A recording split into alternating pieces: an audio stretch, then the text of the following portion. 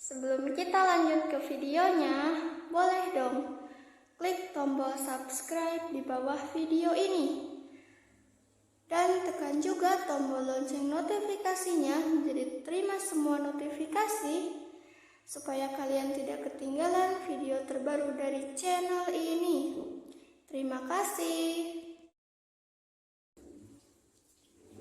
Assalamualaikum warahmatullahi wabarakatuh. Halo teman-teman semuanya, kembali lagi bersama aku Feby di channel Febiola Tunanetra Official.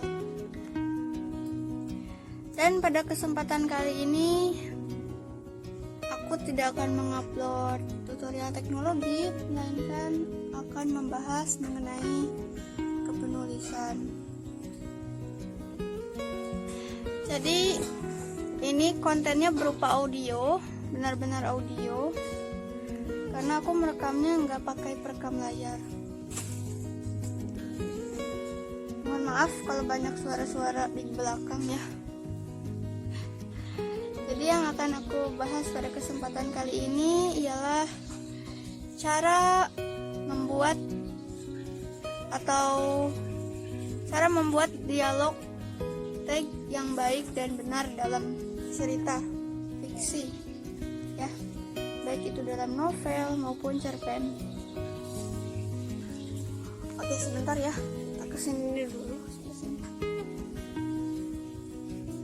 Jadi dialog adalah sebuah obrolan dalam sebuah fiksi antar sesama tokoh. Semisal tokoh A dan tokoh B sedang berdialog atau sedang melakukan percakapan.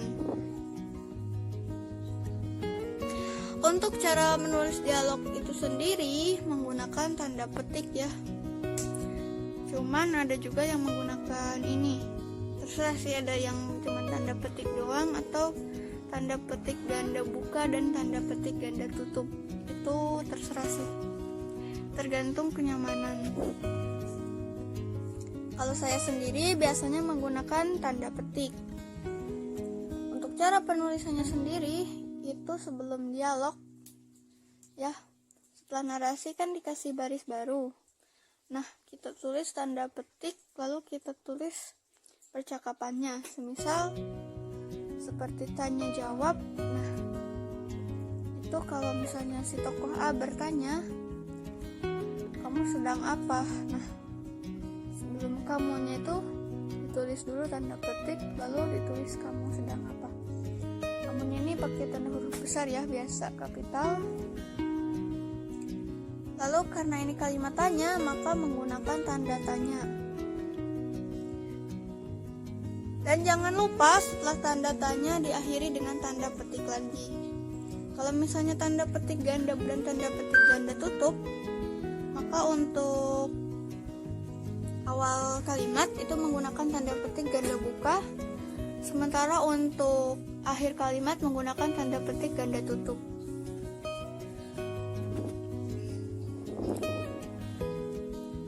Dan untuk dialog teks sendiri harus disesuaikan dengan kalimat ya. Semisalnya jika dia berbicara sedikit berteriak, maka menggunakan tanda seru. Jika dia bertanya, maka menggunakan tanda tanya. Dan jika hanya dialog teks biasa, bisa menggunakan tanda titik gitu. Dan ada juga yang menggunakan tanda koma. Lalu pertanyaannya, apakah perlu diberitahukan siapa tokoh yang berbicara tersebut?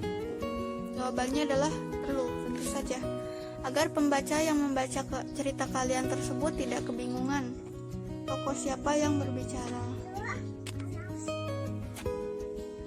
Semisal jika namanya yang berbicara itu adalah Saskia dan juga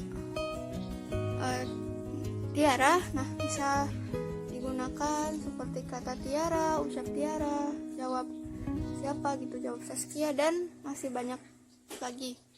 Ada ucap, ada ujar, ada kata, ada jawab, ada imbuh, dan ada tukas, dan masih banyak lagi.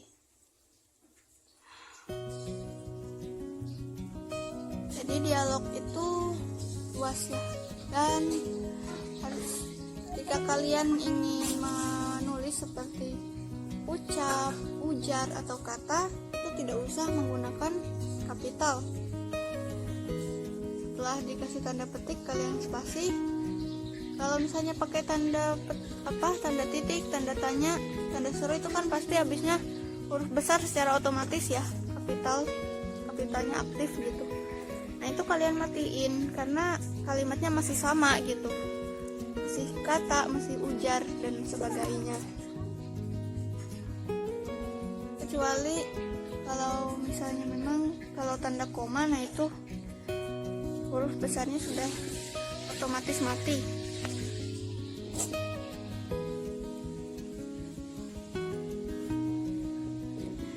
Lalu kemudian apa ya, untuk dialog dalam batin. Nah ini sama saja sebenarnya, cuman ada juga yang mengatakan tulisnya miring gitu ya.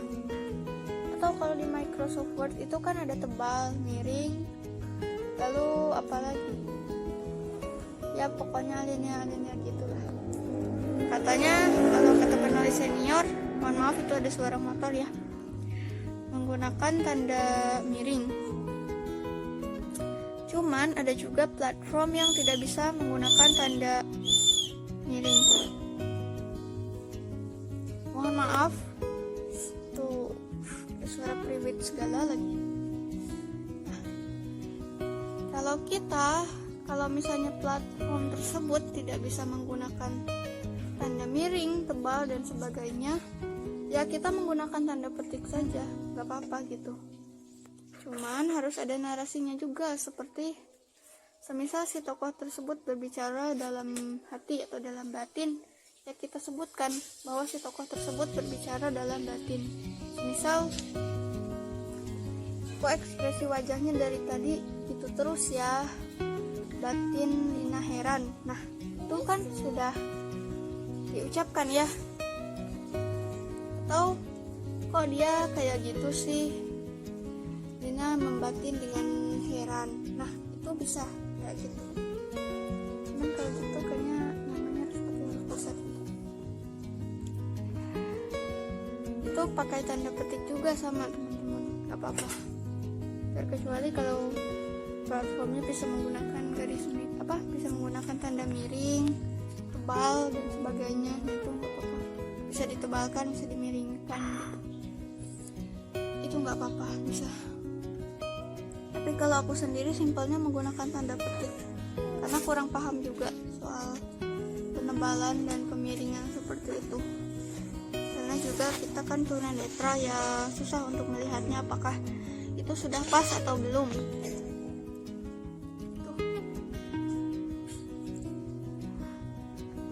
Nah segitu saja untuk pembahasan kita mengenai dialog teks. Dan bagi kalian yang ilmu kepenulisannya lebih banyak lagi, silahkan bisa komen dan kritik dan sarannya juga aku salah gitu. Terima kasih untuk teman-teman yang sudah menonton. Jangan lupa like, komen, serta subscribe.